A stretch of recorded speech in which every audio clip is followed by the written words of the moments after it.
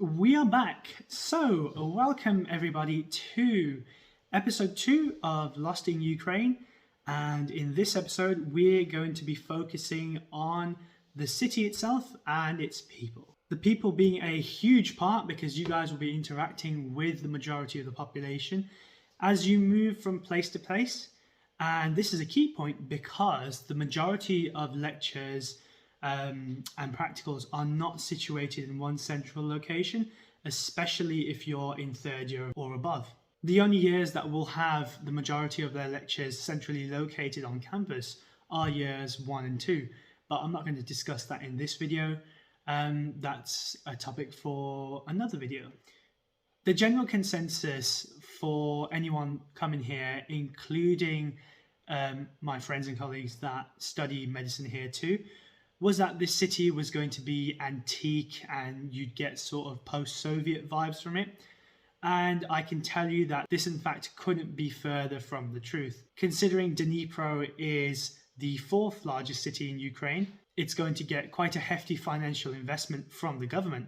And this definitely stands true because when I've spoken to some of my friends who have been here since first year, they have said these buildings have popped up in times that you wouldn't imagine happening in the UK. So enough waffle, time for you guys to actually get a glimpse of what the city looks like and some of the things that you can do there. Let's get into it.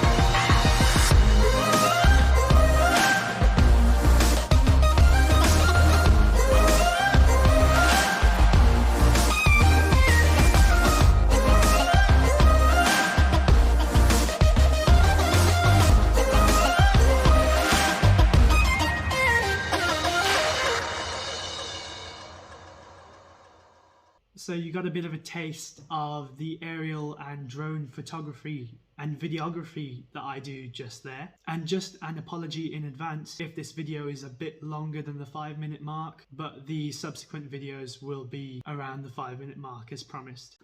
So yeah, hope you've enjoyed that. That's just been a slight glimpse into what it's like living in the city of Dnipro, and definitely how important it is to explore the place to its fullest extent. So hopefully that's challenged your expectations of what a city in Ukraine would look like. And although there is a lot of history still left behind from those eras, for example, the olden time larders and other antique vehicles that are still driving around now, and just the extraordinary fact that any door that you walk through might end up transporting you back a couple of decades. So I'm going to give the example of a shopping mall that we walked through, and it wasn't one of the main ones. It was just off to the side of Korolenko Street. It had your general sewing and sort of flea market-esque stores. We walked through one of the doors and you felt as if you were back in the 1960s in one of those olden time sort of movies. And this sort of feeling is definitely prevalent when you go to the hospitals. So again, the example I'm going to give you is the emergency hospital that we go to for our surgery and anesthesia lectures. But again, yeah, more on this topic in further videos. Just a final bit to say on the people and more importantly the language.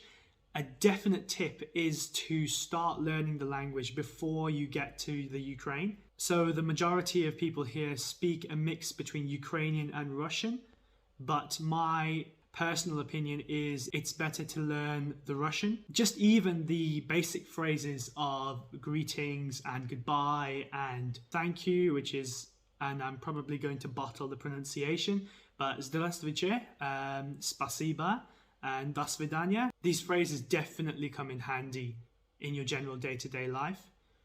And the people do appreciate it when you do make an effort to converse with them in their own language. But obviously Google Translate will come in clutch and help out a lot when you need it. So I'd always advise getting that app as well. Just a little extra tips on the language. It's definitely a good idea to start learning the alphabet and the numbers to start with, especially the alphabet, as it allows you to practice a lot easier in terms of looking at the street signs, the shops, and so on and so forth. And the numbering system will definitely come in handy when you are conversing and asking how much stuff is, etc., etc. But yeah, apart from studying medicine in a foreign country, just take advantage of the fact that you are in a foreign country with a brand new culture, a brand new way of living, and a lot more places to explore. So hopefully you stick around for more videos that are hopefully going to come out in the next couple of weeks. And yeah, I'll leave you with that. And as they say in Russian, до свидания.